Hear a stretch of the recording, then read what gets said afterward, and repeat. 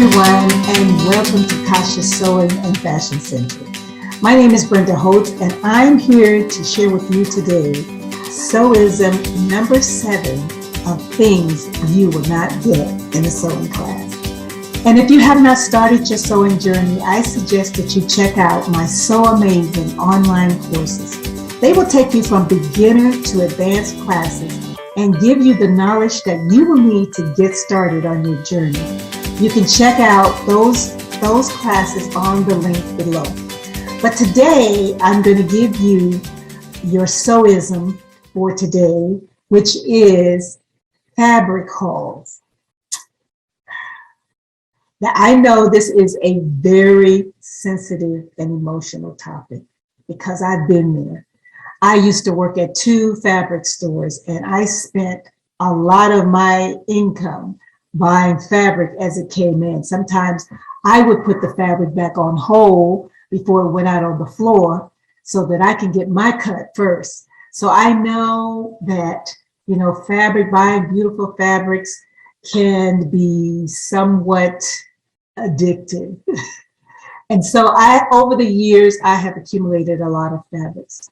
Now, I have been at this for probably over 60 years, and I thank God that I'm still able to do some sewing.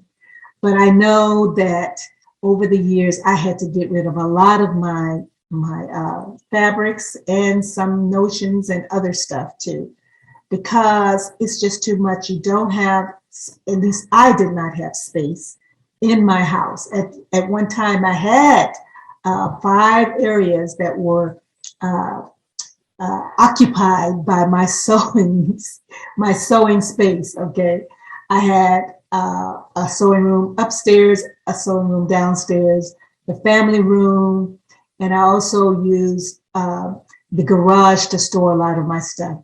But I decided, I'm not going to ever make up all the stuff that I've accumulated. So that was one of the reasons why I decided to get rid of a lot of my sewing supplies, fabrics, and things like that.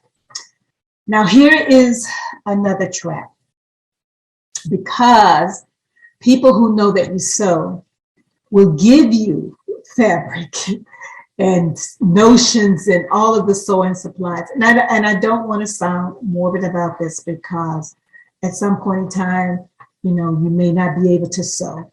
And so the people who you live with know that you're not going to ever sew again. They want to get rid of all your stuff. And they don't realize the value of what you have accumulated. A lot of the stuff that you've accumulated, like books and rulers and equipment, it's very, very expensive. And sometimes they give it away to practically nothing, because I've received some of the stuff that their loved ones have accumulated.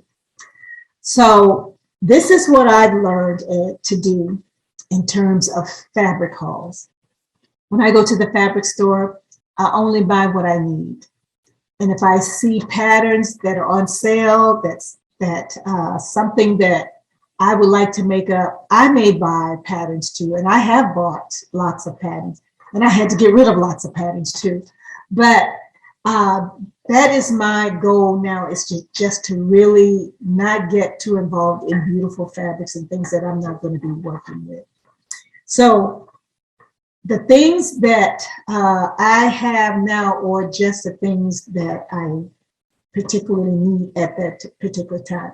Now, here's the trap, because people that know you sew will give you stuff. I've received stuff from all over, and they just put it in a box, dump it in there, and just give it to you. Now you got to find some place to put it.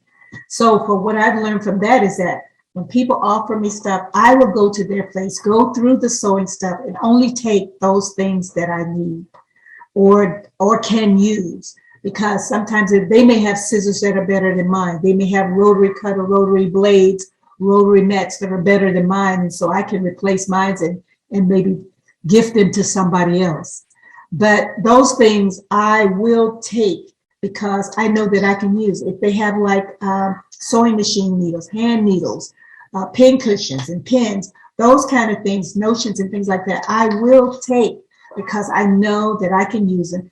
And since I teach sewing classes, I know that I can use them in my classes for students who don't have these types of things in their arsenal just yet. So I also will go through fabrics because I know that there may be some things in there that I can use, like muslin. If people have muslin, I will take muslin and fabric that I could use in muslin, to use as muslin in making patterns and for fitting.